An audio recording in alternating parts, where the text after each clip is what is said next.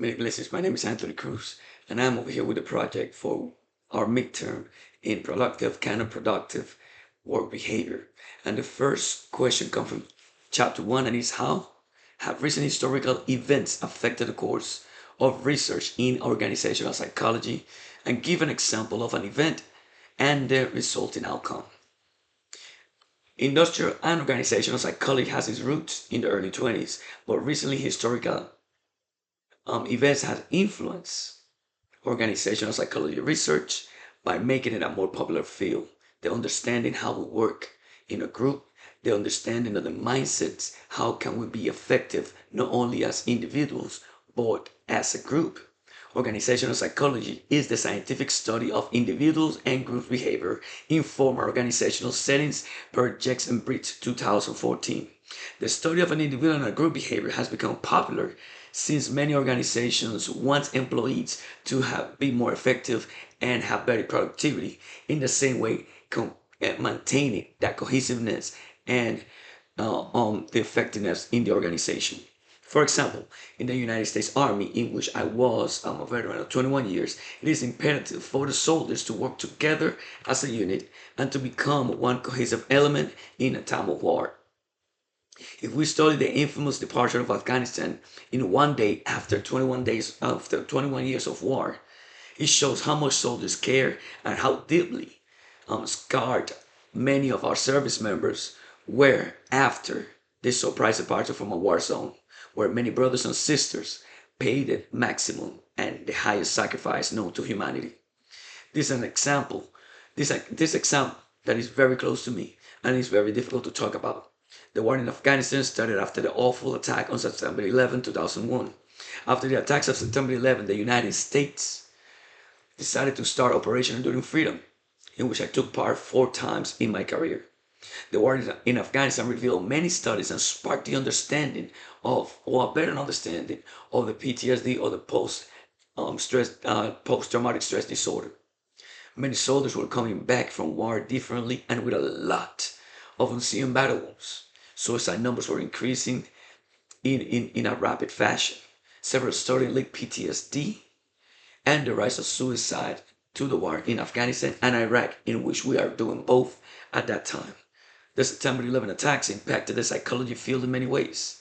The 9/11 events sparked a new era in the psychology field and the way US citizens lived, since they changed our security perspective. Probably the most direct way that many organizations were impacted was in emergency preparedness. This is in textbook Jackson Britt 2014. The decision from the government to retreat the troops of Afghanistan in one day was a decision that hurt many service members who served in Operation Enduring Freedom. Many of us felt betrayed and that we risked our lives and lost many brothers and sisters in vain. We saw a change in Kabul. We saw women being liberated, young citizens going back to school, and the streets of Kabul back in 2016 were buzzing and a little safer than before. But after we got out of that place in one day, Taliban took over and everything that we worked for so hard got destroyed. Second question comes from chapter 3. Describe the socialization process for graduate students in your program. Is the program successful in socializing newcomers and creating job embeddedness? My answer was that organizational socialization represents how an individual transitions from outsiders to organizational members. That is in Jackson Britt 2014. This socialization process is evident when we apply to our college and or our organizations. I can testify that my story is a little bit different when it comes to newcomers. My faith and the Lord directed me and gave me the process on selecting a school. I started my journey when I retired from the military back in 2018, and I felt an urge to go back to school. But I did not go and apply to many schools. I selected a Christian school, and that's what I selected, Liberty University. I've been working in finance for the longest with the military, so I thought that business was going to be my field. But when I was selecting the field, I directed to the Lord completely, and I was praying, and I asked the Lord what I needed to do. I was looking for a school that it was based on my beliefs, and again, that's Liberty University. and it was my excellent choice. I wanted to be online because I work full time. Then to select my field, I remember I pray, I closed my eyes. I got the brochure, I pointed, and psychology came in. I laughed. 2 days later, I did the same, and psychology came back again. I laughed, waited 2 weeks, did the same, and psychology came in. So when I started reading, it was a specialization in military resilience, in which that's what I graduated back in 2021. Um, Out of the six organizational dimensions, the fifth dimension explains my selection process. The fifth dimension is organizational goals and values, and I left everything goes on the values. For all the newcomers, it is essential that the organization help the new students to be familiar with the campus, the classes, and the living arrangements. One effective way to complete this is by having a newcomers briefing, and explain all the important factors about the college, campus, and what they are about to do. In a job organization, an onboarding briefing is an excellent tool to help newcomers feel at ease about the organization and the daily duties. As a graduate students, we face many difficulties. Some of us are full-time employees with families and part of the leadership team in other organizations. To succeed and be successful in our study, in our job, in our lives, we need the support of our families in all areas, and we need to be committed not only to our job, our families, but to our educations, and have that relations and have relationship skills in order to be successful in that. The third question is, how can an organization reduce or prevent work-family conflict? Preventing work and family conflict, it is crucial for an organization and for the families. There are many jobs that have demanding hours. I was one of them, and they are very mentally and physically exhausting. Researchers view it as one of the most damaging notions in industrial and organizational psychology. For business, it reduces productivity and increases employee turnover if employees get too overwhelmed or distracted. For new employees, this cannot be easy. The organization needs to have an onboarding process, and I mentioned this before because it's extremely important, and explain to the employees how challenging the mission is, what they're about to do, what are the do's and don'ts of the organization, and how the organization can help in any way possible. An organization can make a significant contribution to reduce work and family conflict, where policies and belief fostering a good work-family balance can be implemented by business, and this comes from Jackson Bridge 2014. After what the world went in 2020 with COVID, it is proven that teleworking is an option for an employee with a new family, or to get the best productivity of employees. To reduce stress levels and win the employees' trust, this is a simple solution for organizations that have the resource for the employees to telework. Recent studies have shown that giving employees more discretion over their schedule can help to reduce work and family conflict. This is Jackson Bridge 2014. Allowing employees to choose their schedules, the place, and the hours they will work is a great way to reduce work and family conflict. For example, you're given 12 hours a day. This is an example. You can select to work 8 hours every day for 5 days, or 10 hours for 4 days per week, having an extra day off. This will give the employee the power to select their schedule, and it will reduce the stressors of work versus family. Chapter 5. Imagine you have been asked to develop a performance assessment program for employee development. What techniques could you use to adequately evaluate employees' performance and comprehensively as possible? Think on Murphy's List.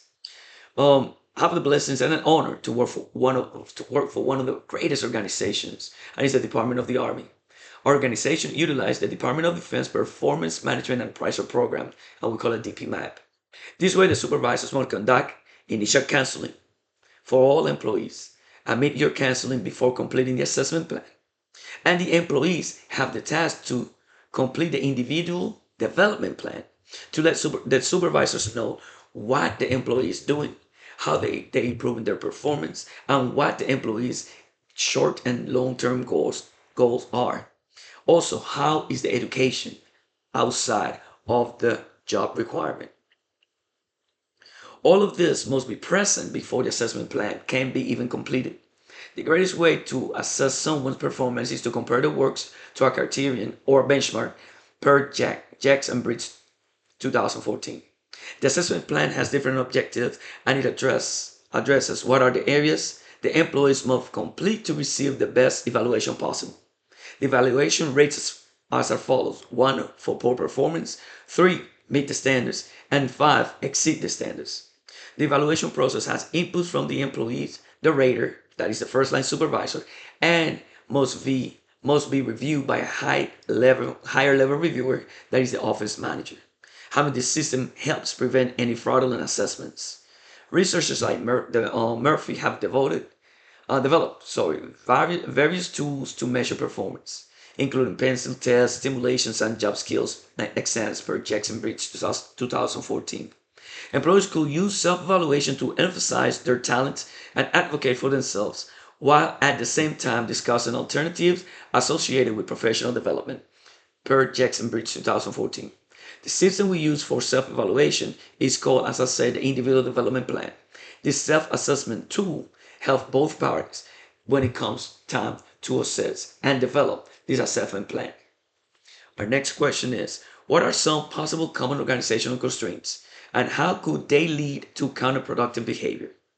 Common organizational constraints that can affect the organization and productivity are disrupting behavior in the workplace, and it could be bad also for co-workers, such as personal calls, unions, to mention just a few.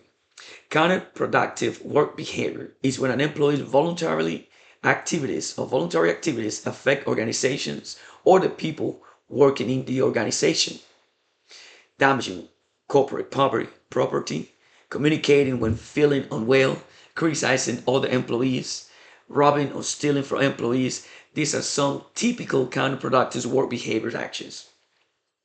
Counterproductive work behavior is quite common in the workplace, costing the business millions of dollars annually. Given the negative implication, counterproductive work behavior in the workplace, there has been a lot of research done into its characteristics, measurements, predictors, and interactions with other employees, voluntary practices, including organizational citizenship behaviors. According to new research, the scope of counterproductive work behavior research includes everything from interpersonal relationships and within-person designs to meta-analysis, Jex in Bridge 2014. And I tell the scholars can agree with this, and in a personal experience, when we don't have a cohesive team, the mission cannot be done. We are as strongest as our weakest person. How can we be better and react these counter productive behaviors is by training, getting the employees trained and interested in what the mission that we have is all about. If we take the interest in the employee will take interest in the mission and the vision of the company, and we both can be successful and have a better way in our workplace. This is my assessment for this midterm. Thank you very much. God bless you, and thank for everything you do.